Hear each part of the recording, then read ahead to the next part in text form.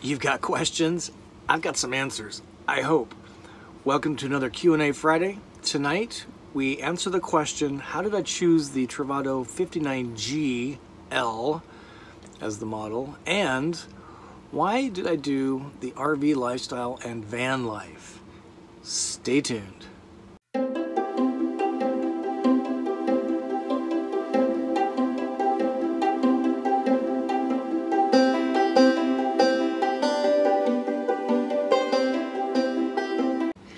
So welcome to another Q&A Friday. My name is Scott. I am your host. Really appreciate you tuning in today.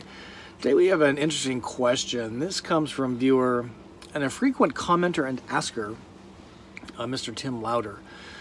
Tim, thank you for the question. It's a great one. It's kind of a three-part, if you will. The question is, how did you decide on the Travado GL floor plan? What about your decision to get into this lifestyle in the first place? That would be, I would say, the RV lifestyle and van life in particular. What inspired you to want to live and work full-time in an RV? Were there others who influenced you? Those are great questions. Let's address those today. Let's talk about the floor plan and why the 59G, that's the floor plan, and L for lithium. First, Tim. So it's a great question, and I did a tremendous amount of research. I did about 300 hours of research as we were looking into this RV lifestyle. Knew I wanted a van, so Class B was really it for a number of reasons. We'll talk about that in a minute. But the G floor plan really appealed to me because it had 4 distinct rooms.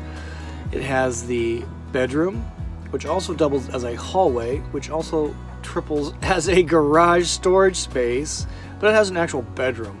I put the bed down, I go to bed, it's cozy, it feels like a bedroom. I get up, I put the bed away, it takes about 15 seconds, and now I have extra space to roam around in. I do not have to leave my bedding or remove my bedding to put the bed up.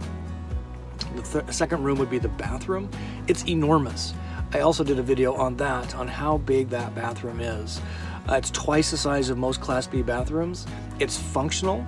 I use the second sink all the time for hand washing, teeth cleaning, the toilet number 1 and number 2 all the time. I shower in my Travado probably 2 or 3 times a week. It's really, really wonderful. The third room would be the galley. The galley is huge. It's wide. It has a sink, running hot and cold water, has a 2-burner propane stove, massive fridge, massive freezer, did a video on those, and it's really, really wide. So that is the third room, if you will. And the fourth reason, or the fourth room is really the dinette where this video is being recorded. And with the table, and I did a video on this, the table can extend this way. And actually sit 1, 2, 3, 4, maybe 5 people in this one area, and it's a permanent setup table so that I can use it as a work surface, a dining table. It's double as a workshop, workbench, and it also collapses into an additional bed, so I can sleep 4 people pretty and comfortably for the night. When Kyle joins me, I sleep here just because he's a flopper when he sleeps. And this way I get a good night's sleep too. So the fact that the dinette collapses into a bed makes this really special space. So that's why the 59G floor plan. 4 distinct rooms, each highly functional, instead of one open, cavernous room that you had to put tables up and down and just is a bunch of sameness all the time. I didn't want that. Lithium. The Volta Pure 3 lithium system, I really didn't know what I was getting, except that it didn't require a generator, which I didn't want. Noisy, obtrusive, maybe smelly. Somebody started it once for me at a dealership when I was shopping, and it was like having a lawnmower running under your back axle. Vibrated, noisy, didn't want it. Lithium was the option. Took it, and now I praise the heavens that I have a Volta Pure 3 lithium system, because I can go anywhere, do anything. I make my own electricity, no generators. I have 30 amps, 8,700 watt hours of juice wherever I go. and it just allows me complete freedom. Street camp, boondocking, plug in, roll into an RV park and not plug in. I can run the air conditioner. It's off the charts freedom. So that's why. If you haven't seen the videos on 5 steps to decide your best Class B RV, check out that video, and I think you'll hopefully find some ideas out of that. So great question, Tim. How did I decide on the 59 GL? And by the way, my perspective was from full-time. I approached this really from a full-time perspective from the get-go. This is not a weekend with the kids. This is not a long trip to the football stadium.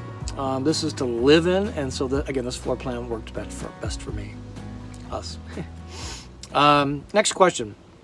Next question you ask is, how about your decision to get into this lifestyle in the first place? What inspired you to live and work full-time in an RV? Let's just talk about the lifestyle first, because I think it's kind of two distinct things. One is the RV lifestyle. I really wanted to do something different. I was really pretty sick and tired of status quo. That would be commuting from a house that was big, filled with stuff, expensive to maintain, go to a job in an over air-conditioned corporate cube. Not overly inspired at that point. Fortunately, my job has changed, and I'm highly inspired and contributing greatly to the company. Not so back then. I wanted to explore places. I wanted to meet people. And that's hard to do on a weekend, 3-day jaunt on an airplane, a couple of nights at the Marriott, and off you go again. So I just wanted to slow down, take time, explore the places, meet the people. I wanted to get out of my comfort zone. I was just, again, tired of status quo. I wanted to stretch my horizons a bit. I wanted to learn new skills. I wanted to share my RV learnings. I wanted to wrap all that up in a YouTube package so that I could, again, learn new skills and then share what I have learned with you. That would be the audience. You are super critical to this, and I really wanted kind of a YouTube channel. I wanted to be good at something. And out of that, I want to explore myself a little bit. I've been doing the same thing for many, many, many, many years, and want to really upend things and, again, get out of my comfort zone, explore my own creative side a little bit, and just have a completely different set of experiences that were off the charts, breaking down status quo. I wanted to build a business, build a brand around this whole concept, and YouTube allows you to do that these days. Thank the heavens for YouTube, internet, Travados, Amazon stores. I mean, all this is possible really just in the last few years. It's really miraculous. I wanted to run with free, like-minded, spirited people. I wanted to connect with people in a different way. I wanted to run with people that had the same new set of values that I did, and instead of kind of doing the backyard barbecues and just, again, sameness. I was tired of sameness, and again, just really wanted to hit the bee's nest and start from scratch on something completely new. So why van life in particular? Well, because you get a lot of that from an RV, I think, in general. But why van life? I wanted something that was small, camper van, 21-ish feet, something that was nimble, small because it would park any place, easy to drive, nimble. I could go just about anywhere. It was effortless camping. You roll into street camping, there's nothing to do, you just put it in park and you stay the night. You roll into an RV park or a state park or a forest park or even boondocking, I actually don't have to set up. I just literally park the vehicle and start living, camping, eating, sleeping, having a whatever. Effortless setup. There's a cool factor certainly associated with the Winnebago Travado. I can't tell you how many times I actually have people photographing Lily, which is the name of my Winnebago. And so there's just a cool factor that draws people in because, and we're going to do a video on this probably next week, how many people want to do this. And I'm not sure what's holding them back. We're going to explore that probably. But the cool factor is certainly there. Again, there's a sense of community, this van life community, running small, not caring about stuff, being super nimble, and just I'm headed to a van life meetup in Bend, Oregon called Descend on Bend in the last week in August, Labor Day weekend, and I'm just, again, really excited about this community of free thinkers, of creators, of just status quo breakers. I just admire them for that. And again, the stuff, because of the size of the van, you're restricted on how much stuff can be brought. I was tired of the stuff.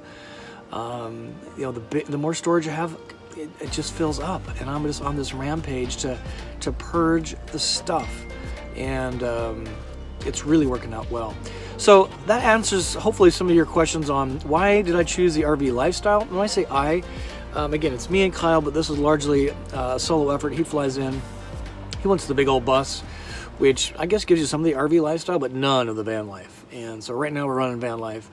So that's why the RV lifestyle, that's why van life. And then you asked Tim about influencers, and there were several. Probably my biggest influencers were the Russos, Joe and Kate. I've met them several times now, and they are just the real deal, and they are not, Kate's not running around her van in a bikini, getting Instagram booty shots to clickbait. These guys are building a solid business, slow and steady, by doing the right thing. And they are people I admire because of the way they're doing their business. I'm not lost, I'm RVing. Love what those folks are doing. Fate Unbound, I might have that wrong. I'll put all the stuff down below. They too are hugely inspirational to me. Young couple, Jenny and can't think of his name, and they have a zoo with them. They got like rabbits and dog and cats. It's just, they're inspiring. Quit their job and just want to go do this. You know, it's just who else? Keep Your Daydream, Mark and Trish. Those people are amazing. They have a huge fifth wheel, and they took their family on the road. And I took as a YouTube course. I've met them. Lots of influencers. Basically, what it taught me is that others are doing it. It can be done. This is not really as odd as it seems. And I could point to their success and say, see, we can do this too. Really great questions. Here's my questions for you. What are you using to judge and decide on a floor plan, on a rig in general? What does the RV lifestyle mean to you? And if you're choosing a Class B, I would put you in van life category. Why van life? Why a Class B? It's a very special way to travel. So I would love to get your feedback on that. Again, how are you choosing a floor plan? What does the RV lifestyle mean to you? Why a Class B camper van? And the last one is, who are you being influenced by? Hopefully me a little bit. That's why we're doing this. There goes all my stuff. But I'm curious, what other channels do you subscribe to? And as you see, as people subscribe to this, I look at what other people are subscribing to.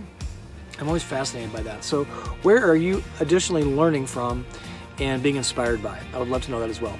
Until we see you again, I wish you to journey on.